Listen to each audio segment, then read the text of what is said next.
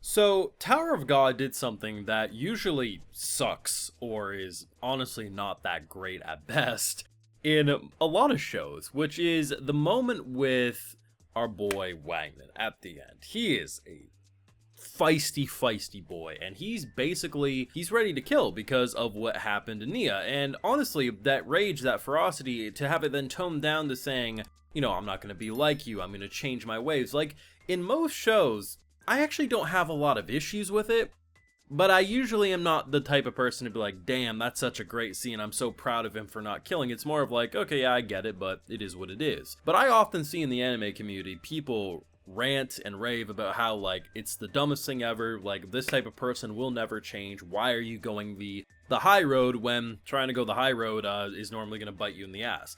I was actually expecting when he decided to tell this man that, like, hey, I'm not going to be like you, I'm going to change, that as soon as he pulled away, he was going to try to kill him, and then obviously, bam, Viola would have to come in and kill him for him, because obviously you were naive. And instead, they went and did something that actually lends Tower of God to be in a more interesting position going forward, because not only do you get the bombshell that Fug wanted him to pass, which is a whole can of worms in of itself, it's the fact that you actually saw something break in this man, because throughout that conversation about how we're actually pretty similar, I used to be where you are sort of a thing, you actually do believe that Wangnan of all characters could easily become the same if not worse, because that's what the tower is. I mean, that's a pretty normal thing we understood in season 1, is that the tower corrupts, and given debts and everything like that, it's no wonder people do end up in pretty bad situations. Does it excuse situations? No. But the idea of basically announcing that, like, this is going to be the start, that, like, I hope if I ever get so corrupted, which he already doesn't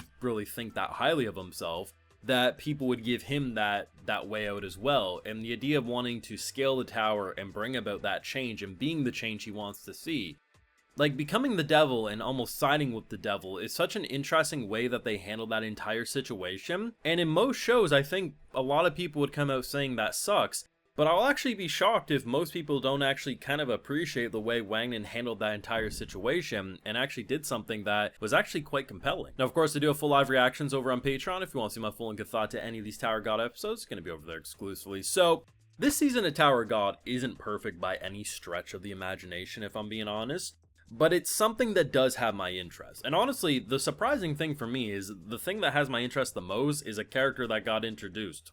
Wangnan. Now, walking into this season, the whole thing I've been excited for is like, oh man, Rachel pushed our boy off, let's see what he's up to. And while that's definitely very interesting still to me, it's kind of weird to be at a situation where it's like, okay, I actually want to see more of Wangnan, if anything, because we're at a situation where it's like, at some point I feel like we're going to get a flashback, there's going to be a flashback episode or something, and we'll get a little more confirmation of what happened in the in-between of season 1 and 2.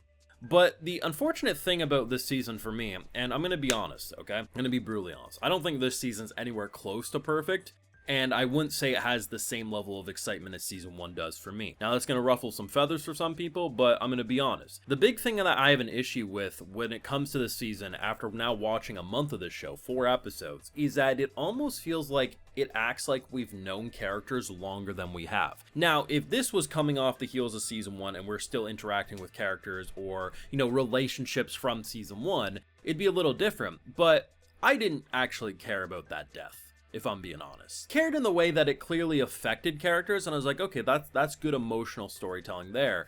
But it almost was like, it felt to me like the show wanted to act like we've known this character our whole life.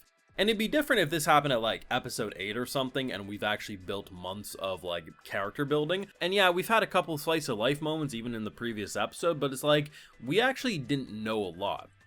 Which, here's the thing, to play devil's advocate, it doesn't always have to be. Like, a lot of shows start off with big deaths, and clearly we don't have a connections to said deaths, but it affects the characters we're following, so we care. And in this case, I feel that way. I do care for Wangnan and the rage and sorrow he's going through, alongside all the characters. But there is something about how it just, like, the way these characters interact is almost like the show's trying to make me feel like I've known them for far longer, and I don't have that connection.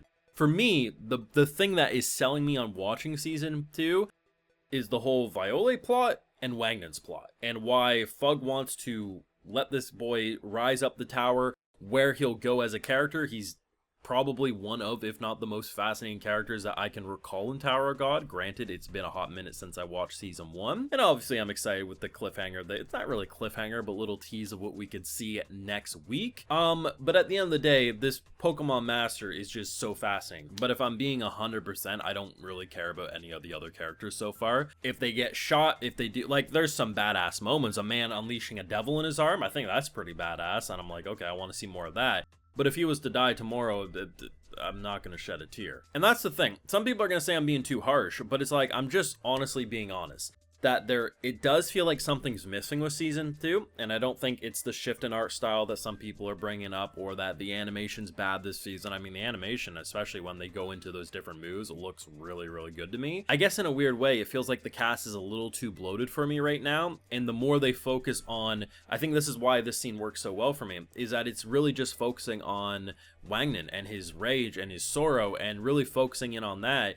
It feels more personal, and while there's definitely some characters that have a lot of potential in this cast, it feels to me like, you know, they're focusing a little too, it's almost like stretching your resources a little too thin. The cast is a little too bloated right now. We need to trim out some of the fat, and unfortunately, that's probably also a reason why I'm okay with characters maybe not making it like they did. Though they did bait me last week. I didn't see anyone think that that man didn't die, because like it looked like he was dead. He comes back only to actually properly get killed, and goddamn. But I will admit, I actually thought they were baiting us. I didn't think they were actually going to kill Nia, and then like when the initial hit happened, I was like, okay, they're going to barge through the door. No, they actually committed to it, and it did hurt. It did hurt in the way that I was like, okay, no one deserves that, but it was just, there's something about this season where it's almost like, sometimes I feel like we're missing episodes is maybe the best way to put it. Like, I should have bonded more with these characters up to this point, but I do feel like now that it kind of feels like the setup's over, like that's kind of like the best way to put it. It feels like we've got a way through all of the setup, and we're at a good point now, especially with these two working together and kind of like, you know, it's almost like the enemy of my enemy is my friend. A deal's a deal, so we're gonna work together, and working with the devil. And honestly, that's the best praise I can give this show's currently, is that Wangnan as a character, to introduce someone who almost feels like they're trying to steal the protagonist role away from who we are looking at as the protagonist, and just somehow quickly come out saying, I'm actually okay if we want to have more of a dual-wielding protagonist role, is something that's really, really impressive with the writing. It's just there's a little too many characters going on screen right now, and a lot of them I don't really care about, but I'm open to see how they can evolve over time. Chicken Lover decided to give everyone a nice little lunch, and I still don't know why he wears that shirt, but he apparently is quite the chicken enthusiast, and I like how they even acknowledge that in this episode, saying about talking about chicken. It's like, okay, at least they're self-aware with the weird shirt he wears, but good episode. Probably, not even probably, easily the best out of the 4 if we're being honest. I think it has a lot more right than wrong. I just hope that the next batch of episodes, the next 4 or so, are going to feel a little more structured, because right now it kind of feels like it wants us to think we've known these characters longer than we have, but that's just me. Of course, let me know what you're feeling down below. Be sure to leave a like if you enjoyed, subscribe if you're new around here, of course, ring that bell, and like I mentioned, we got those full live reactions over on Patreon, and hey, while you're over there, I'll just give you a video shout out. Alrighty, so today we got Migs021, James Wright, and we also have Gareth Green. So I appreciate the support, everyone. Please take care, and y'all have a good one.